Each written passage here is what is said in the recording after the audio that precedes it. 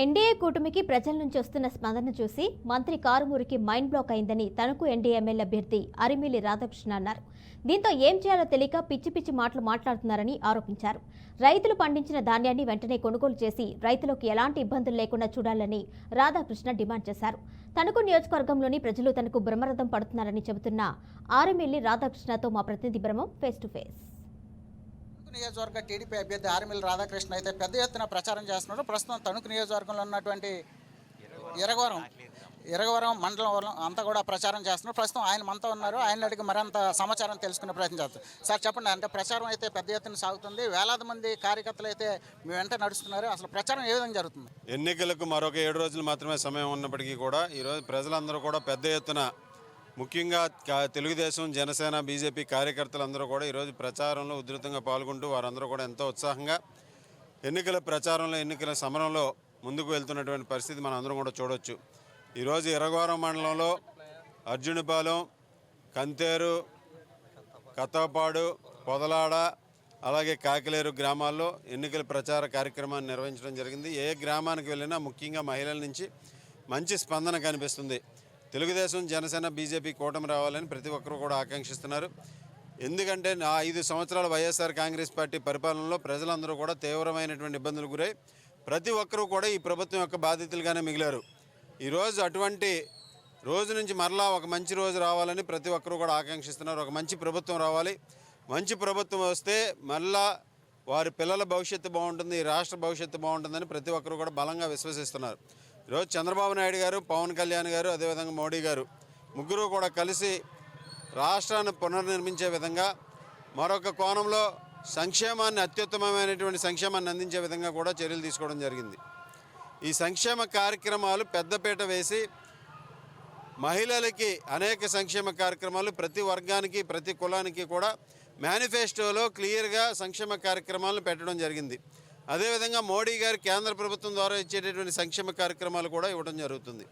ఈ విధంగా ప్రతి కుటుంబానికి కూడా అండగా నిలబడే విధంగా రాబోయే రోజుల్లో తెలుగుదేశం, జనసేన, బీజేపీ కూటమి ప్రభుత్వం వారందరికీ కూడా అండగా నిలబడి వారికి జీవన ప్రమాణాలు మెరుగయ్యే విధంగా ఈరోజు ఉపయోగపడుతుందని సందర్భంగా తెలియజేస్తున్నాం. ఏదైతే తణుకు నియోజకవర్గం సంబంధించి మంత్రి కారుమూరి ప్రాతినిధ్యం వస్తున్నారు, అయినప్పటికీ కూడా ఇక్కడ రైతులు అయితే అనేక ఇబ్బందులు పడుతున్నారు. ధాన్యం రోడ్ల మీద ఆరబెట్టుకుంటున్నారు, సంచుల విషయంలో కూడా ఇబ్బంది పడుతున్నారు తెలుస్తుంది. మీ కామెంట్. ఈరోజు ముఖ్యంగా దాల్వా కోతల సీజను, రైతాంగం ఎక్కువగా ధాన్యం పండించేటటువంటి ఈ ఏరియాలో రైతాంగం అంతా కూడా తీవ్రమైనటువంటి ఇబ్బందులు పడుతున్నారు. ఒకటి, వీళ్ళు మాయిశ్చర్ కంటెంటు పాయింటింగ్ సిస్టమ్ పెట్టి ఆ పాయింట్లు వస్తేనే మేము మిల్లుకి తోలుతామని చెప్పే విధంగా రైతులందరూ కూడా మొదటగా ఇబ్బంది పడుతున్నారు. ఈరోజు మాయిశ్చర్ వచ్చినా సరే వీళ్ళు పూర్తిగా ఆరలేదని చెప్పి మరలా ఇంకొక 2 రోజులు ఆరబెట్టుకుని రండి అని చెప్తున్నారు. ఈ విధంగా రైతుల్ని ఇబ్బంది పెడుతున్నటువంటి పరిస్థితి. మరొక పక్క కనీసం ఇక్కడ సంబంధిత శాఖ మంత్రిగా ఉన్నటువంటి కారుమూరి కనీసం ఇక్కడ రైతులకి సరైనటువంటి సంచులను కూడా ఇవ్వలేకపోతున్నటువంటి పరిస్థితి ఉంది. ఈయన కొరికేసిన సంచుల్ని, సిరిగిపోయిన సంచుల్ని ఇచ్చి రైతులు సగం ధాన్యం బయట పడిపోయేలాగా ఉంది. ఆ విధంగా రైతులు తీవ్రమైనటువంటి ఇబ్బంది పడుతున్నారు.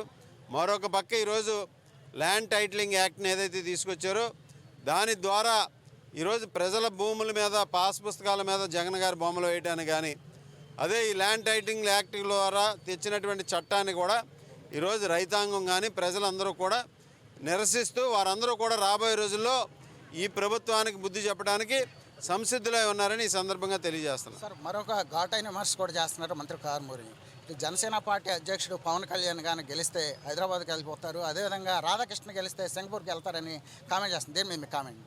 ఆయనకి మైండ్ బ్లాకే, ఏం మాట్లాడుతున్నాడో అర్థం కావట్లేదు. ఈరోజు కారుమూరికి మైండ్ బ్లాక్ అయింది పూర్తిగాను.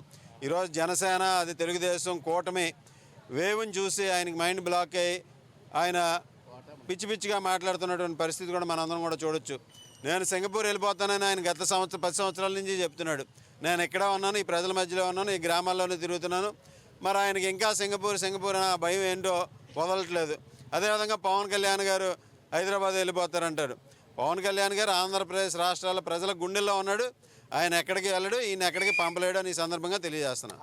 మరికొద్ది రోజులు వస్తున్నటువంటి రాబోయే ఎన్నికలకు సంబంధించి ఇప్పటికే ప్రచారం ముమ్మరంగా సాగుతున్నటువంటి నేపథ్యంలో ఇటు ఏదైతే ఆర్ఎంఎల్ రాధాకృష్ణ చెప్తున్న దాని ప్రకారం చూసుకున్నట్లయితే ఇటు రైతుల సంక్షేమానికి టీడీపీ జనసేన అదేవిధంగా బీజేపీ కట్టుబడి ఉందని, అదేవిధంగా ల్యాండ్ టైటిల్ యాక్ట్ కావచ్చు, లేకపోతే రైతులకు సంబంధించి లేకపోతే ఉద్యోగ ఉపాధి అవకాశాలు కావచ్చు, లేకపోతే అన్ని విషయాల్లో కూడా ఈ నియోజకవర్గాన్ని పూర్తిగా డెవలప్ చేస్తామని చెప్పేసి ఆర్ఎంఎల్ రాధాకృష్ణ చెప్తున్నారు. ఇదే పరిస్థితి.